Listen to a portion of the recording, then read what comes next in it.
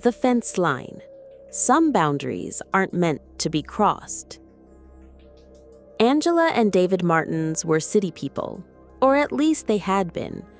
When David's job went fully remote and Angela's freelance work picked up, they decided to trade the noise of Philadelphia for something quieter. They found their dream home, a charming 19th century farmhouse in upstate New York, tucked among green fields and forested hills. They got the house cheap, suspiciously cheap. Their realtor smiled politely when asked why. "People just don't stay long," she said. "Too quiet for some." Angela thought it sounded perfect.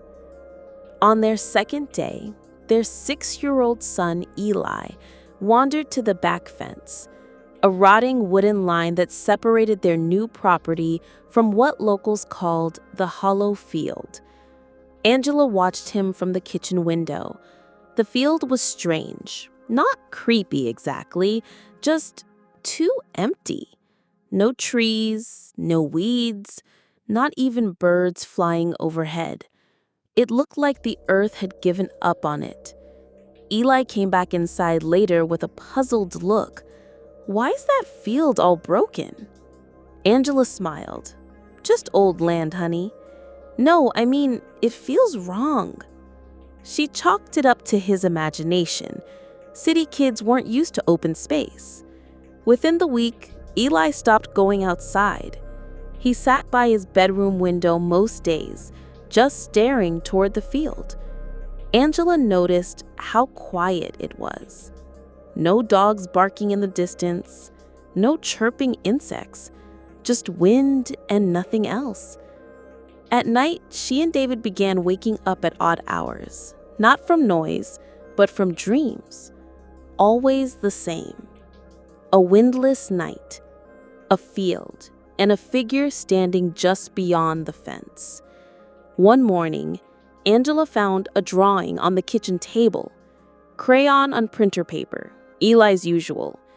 It showed their house and the fence, and 5 faceless figures standing on the other side. She showed David. He frowned. "Who are they supposed to be?" Eli answered quietly from the stairs. "They're watching us. They said I could draw them now." Angela and David dismissed it.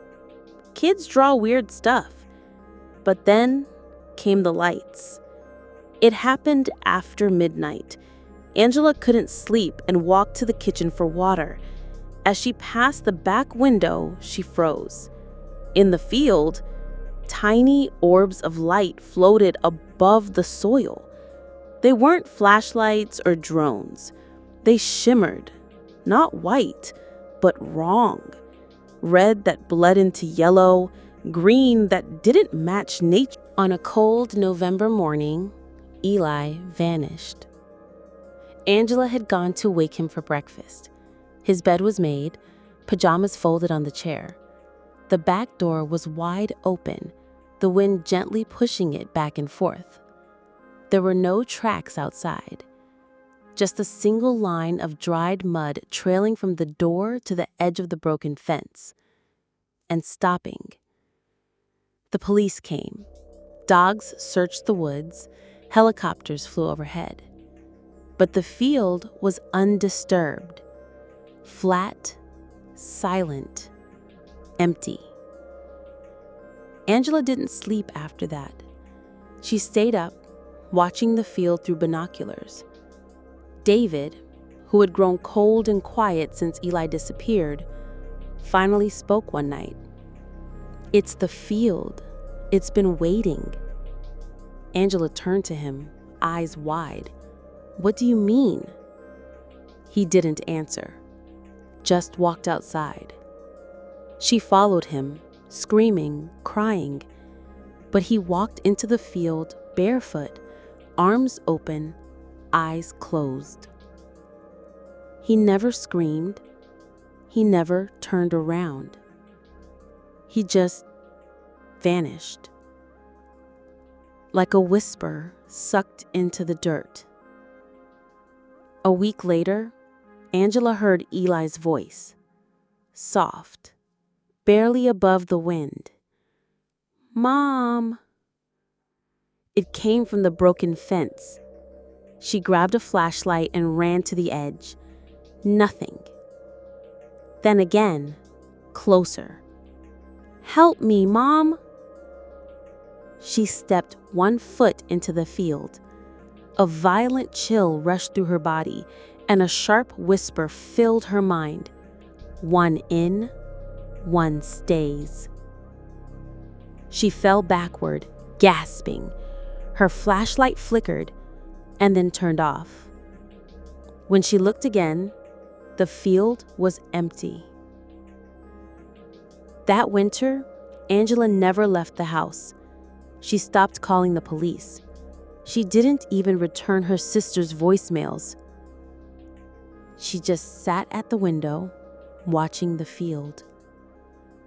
Then, spring came. And with it, Eli. He walked out of the field one gray morning, barefoot, pale, silent. He was older, not by years, by something else. His eyes were deeper, sadder, as though he had seen too much. He didn't speak.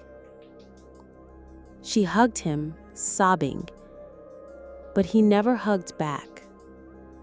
At night, he stood at the window, same as before, but never turned when Angela called. She started hearing whispers in the walls. The lights returned.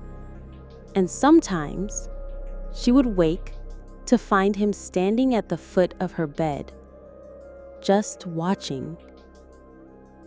One night, she asked, "Eli, what did they do to you?"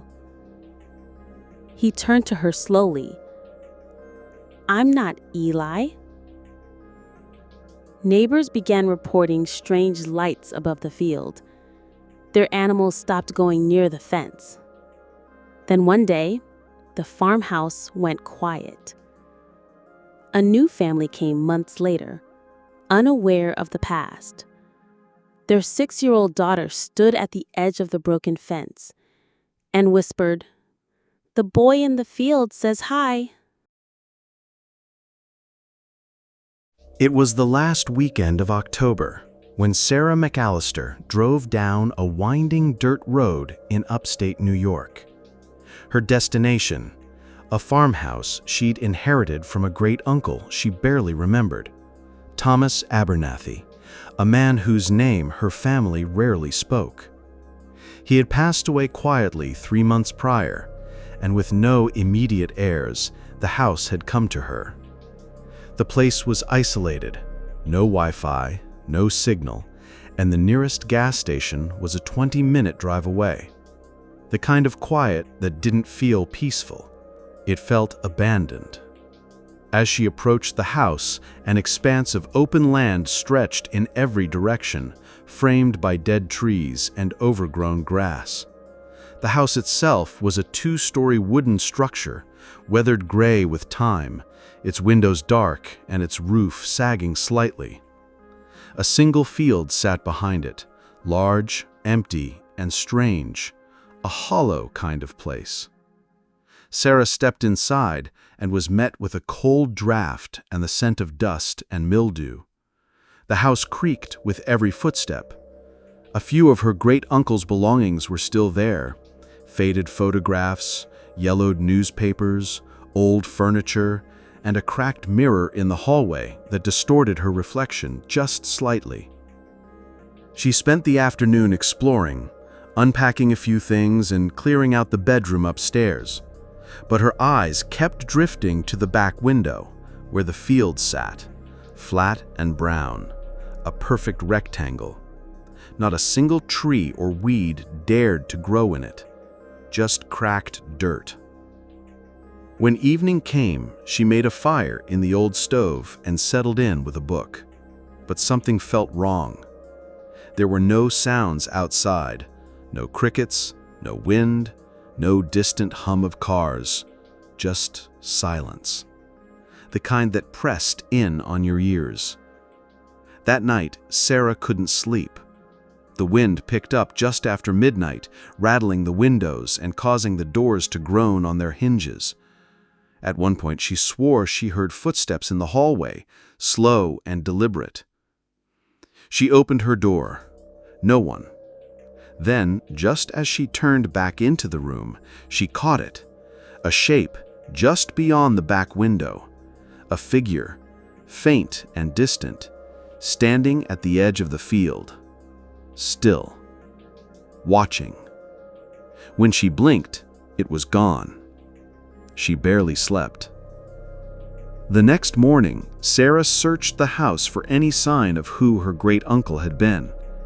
She found a small chest in the attic, and inside it, an old leather-bound journal.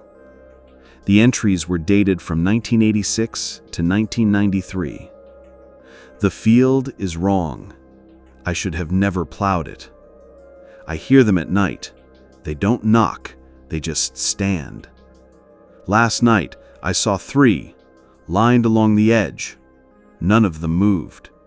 I boarded the windows, but they still see." Sarah closed the journal, her hands cold. She went outside, into the sunlight, and walked toward the field.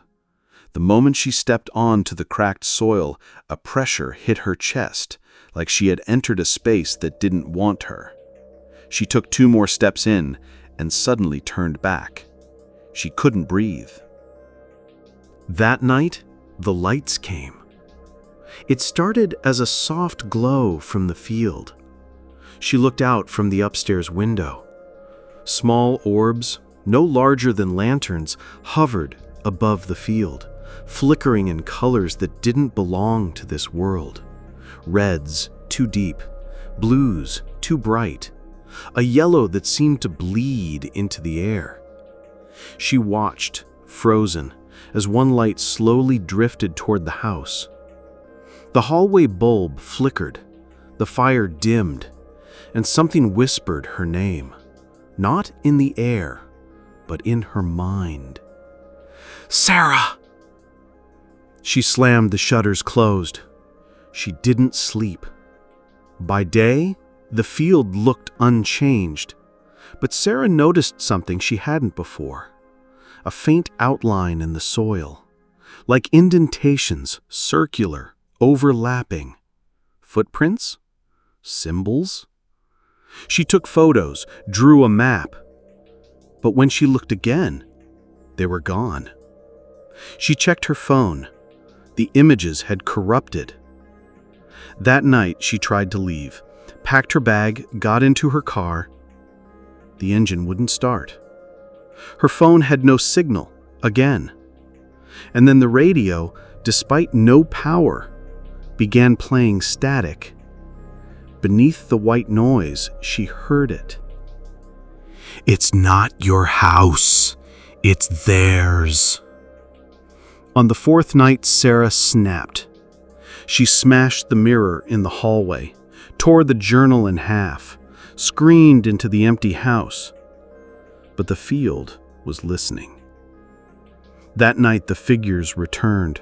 Not 1, not 3, but dozens. All standing in the field, not moving. No faces. Just outlines, pale, thin, slightly too tall. When lightning cracked, she saw them closer than before. One was at the window, one was in the hallway, and one was inside her room. The next morning, a passing hunter, the first person in miles, noticed the farmhouse door wide open. Inside, he found the house abandoned. No sign of struggle, no Sarah. Just her journal, newly added with one last page in different handwriting. She saw too much. The hollow keeps what it takes. The land remembers. Outside, the field was freshly tilled, as though something had been buried. And in the dirt, a single footprint remained, still warm. To this day, the farmhouse remains empty. Locals won't go near it. The field grows nothing. No birds fly over it. No animals cross it. It's a dead patch of earth. But it watches. If you ever find yourself near Marlow County, and you see an old wooden house with a cracked window and a field behind it, don't stop. Don't look. And whatever you do, don't go into the field.